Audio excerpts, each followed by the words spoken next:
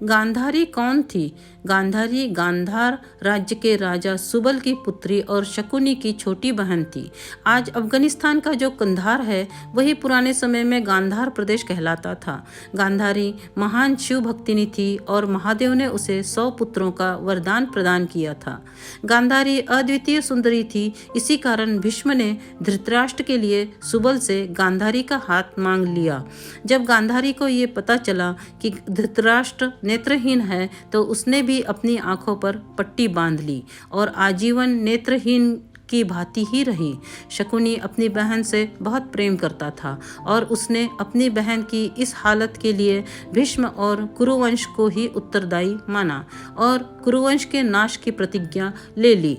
गांधारी कुंती से बहुत पहले ही गर्भवती हो गई थी, किंतु बहुत काल बीतने पर भी गांधारी का प्रसव नहीं हुआ। उधर कुंती ने मंत्र बल से युधिष्ठिर को प्राप्त कर लिया। इससे गांधारी इतनी क्रोधित हुई कि उसने अपने गर्भ पर ही प्रहार किया, जिससे उसने एक मास के लोथड़े का प्रसव किया। जब महर्षि वेदव्यास ने ये सुना तो उन्होंने उस मांस पिंड के 101 टुकड़े करवाकर 101 घी के घड़ों में रखवा दिए। समय आने पर उन घड़ों से 100 कौरव और दुशाला का जन्म हुआ। उनमें दुर्योधन सबसे ज्येष्ठ था। गांधारी का जीवन एक सचरित्र स्त्री का है।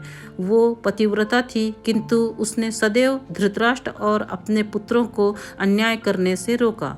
उसने कुंती के पुत्रों को अपनी संतान के समान ही प्रेम किया। वो एक विदुषी स्त्री थी और राज्य चलाने में भी धृतराष्ट्र का सहयोग किया करती थी।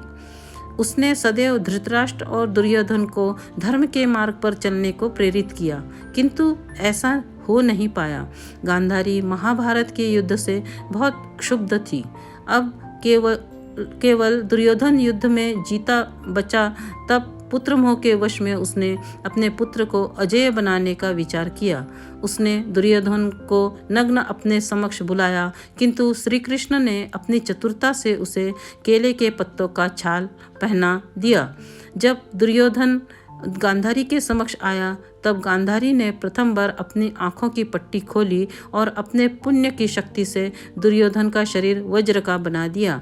केवल कटिभाग जो छाल से ढका था वज्र का ना बन पाया और उसी कारण दुर्योधन की मृत्यु हुई। महाभारत के युद्ध के लिए गांधारी ने श्री कृष्ण को ही दोषी माना और उनके समस्त वंश के नाश का श्राप दे दिया। युद्ध समाप्त करने के बाद कई वर्ष तक धृतराष्ट्र और गांधारी हस्तिनापुर में ही रहे, किंतु फिर बाद में संन्यास लेकर दोनों वन को चले गए। कुंती भी उनके साथ गई। वही वन में एक दिन आग लग जाने के कारण तीनों की मृत्यु हो गई। यदि आपको ये पौराणिक कहानी अच्छी लगी हो तो प्लीज़ इसे लाइक करें, शेयर करें और इस चैनल को सब्सक्राइब करें। धन्यवाद।